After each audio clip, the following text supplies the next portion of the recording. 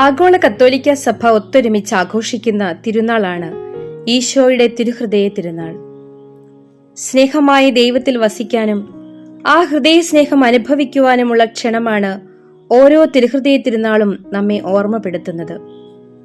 മനുഷ്യവംശത്തോടുള്ള ദൈവസ്നേഹത്തിന്റെ പ്രണയ കാവ്യമാണ് ഈശോയുടെ തിരുഹൃദയം. ഈ ഹൃദയം ലോകത്തിനു മുഴുവൻ സൗഖ്യവും വിശുദ്ധിയും പകരുന്ന കൃപയുടെ അനശ്വര കേദാരമാണ്. ആർക്കും എപ്പോഴും ഇടം തേടാനും ഇടം കൊടുക്കാനും കഴിവുള്ള ഹൃദയമാണ് അവിടുത്തേത്. ശത്രുക്കളെയും മിത്രങ്ങളെയും ഒരുപോലെ ഉൾക്കൊള്ളുന്ന ഹൃദയം.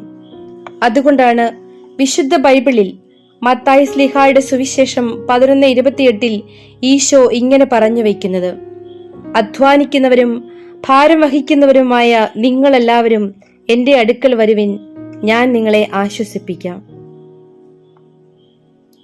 മനുഷ്യനേത്രങ്ങൾ കൊണ്ട് നോക്കിയാൽ മനുഷ്യഹൃദയത്തിന്റെ വലിപ്പവും അനുഭവിച്ചറിയുമ്പോൾ ദൈവത്തിന്റെ ഹൃദയത്തിന്റെ അനന്തതയും ആഴവും നമുക്ക് മനസ്സിലാക്കാൻ കഴിയും.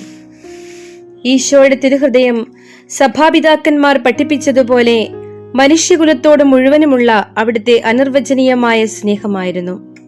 ഈ ഹൃദയമാണ് നമുക്ക് ഓരോരുത്തർക്കുമായി കുന്തത്താൽ കുത്തി തുറക്കപ്പെട്ടത്.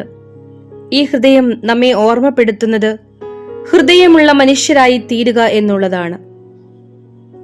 സ്നേഹിക്കുന്ന, ഔദാര്യം കാണിക്കുന്ന, ആശ്വസിപ്പിക്കുന്ന, പ്രോത്സാഹിപ്പിക്കുന്ന, സഹോദരന്റെ സന്തോഷത്തിലും ദുഃഖത്തിലും പങ്കുചേരുന്ന മനുഷ്യരാവുക എന്ന്.